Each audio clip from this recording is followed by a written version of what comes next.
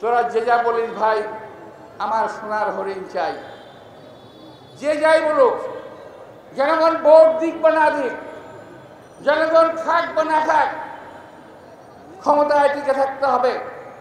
28 অক্টোবরের পরে আমি আমাদের মহাসচিব মির্জা ফখরুল ইসলামকে সহ বিএনপির বহু নেতৃবৃন্দকে গ্রেপ্তার করা হয়েছিল।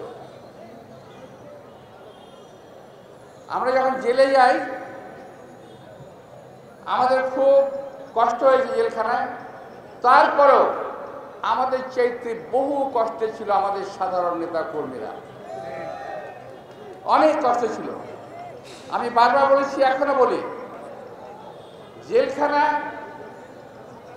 জেলখানার মতো হওয়া উচিত, নির্যাতনের জায়গা হওয়া উচিত না। জেলখানা এখন নির্যাতনের একটা জায়গা। প্রিয় ভাইয়েরা, আজকে আমাদের নেতা কর্মীদেরকে জেলে ঢোকানো হচ্ছে সাজা দিয়ে। আর ওই সময় নেতা কর্মীরা ছিল সাজাবিহীন, অর্থাৎ তারা আন্দোলন করছিল। আন্দোলনের মাঠ থেকে তাদেরকে তুলে নেওয়া হয়েছে। আওয়ামী লীগের নেতৃবৃন্দ মাঝে মাঝে বলেন বিএনপি এখন গণতন্ত্রকে বাধাগ্রস্ত করার জন্য একটা পায়তারা করতেছে, বিএনপি আন্দোলন করার ক্ষমতা নাই, অনেক কথা বলেন। আমরা বলতে চাই, বিএনপির আন্দোলন করার ক্ষমতা আছে কি না আছে সেটা আপনারা 28 অক্টোবর দেখেছিলেন, এবং সেই কারণে সেই দিন জবরদস্তিমূলকভাবে আমার আন্দোলনকে বাধাগ্রস্ত করেছিলেন। বোমা ফাটিয়ে, গুলি করে, সন্ত্রাসী কায়দায় আমাদের আন্দোলনকে আপনারা নস্যাৎ করার চেষ্টা করেছেন এবং নষ্ট করেছেন। প্রিয় ভাইরা, তোরা যে যা বলিস ভাই, আমার সোনার হরিণ চাই। যে যাই বলুক, জনগণ ভোট দিক বা না দিক, জনগণ খাক বা না খাক, ক্ষমতায় টিকে থাকতে হবে। ক্ষমতায় টিকে থাকার জন্য দেশের সর্বস্ব ধ্বংস করে দিয়ে হলো ক্ষমতায় টিকে থাকতে হবে। এই কিছুদিনের মধ্যে, বিগত কিছুদিনের মধ্যে আদানি গোষ্ঠী শিল্প গোষ্ঠী ভারতের 10,000 কোটি টাকা নিয়ে গেছে বাংলাদেশে। 4,500 কোটি টাকা শুধুমাত্র ক্যাপাসিটি চার্জ, যার কোনো বিদ্যুৎ দিতে হয় নাই। আর বহু বিদ্যুৎ উৎপাদনকারী প্রতিষ্ঠান রয়ে গেছে, যারা হাজার হাজার কোটি টাকা বিদেশে পাচার করে দিয়েছে। আপনারা দেখবেন আজকে পত্রিকা আছে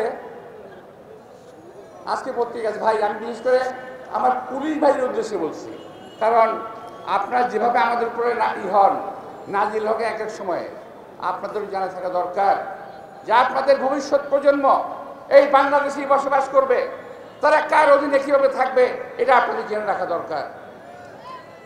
প্রিয় ভাইরা,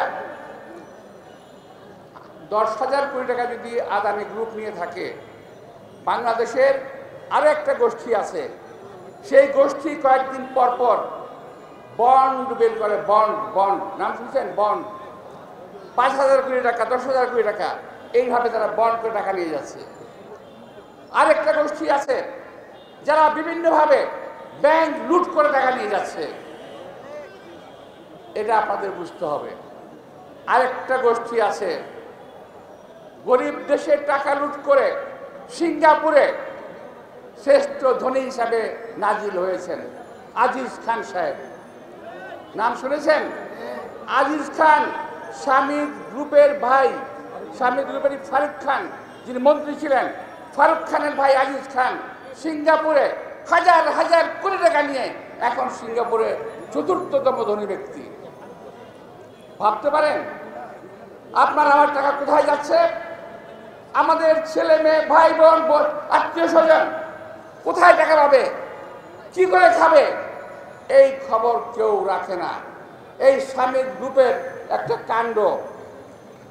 আমি সংশ্লিষ্ট সকলের দৃষ্টি আকর্ষণ করছি। আজকের পেপারে আছে রুবাতলি মৌজায় নদী কিনে নিয়েছে শামিদ গ্রুপ।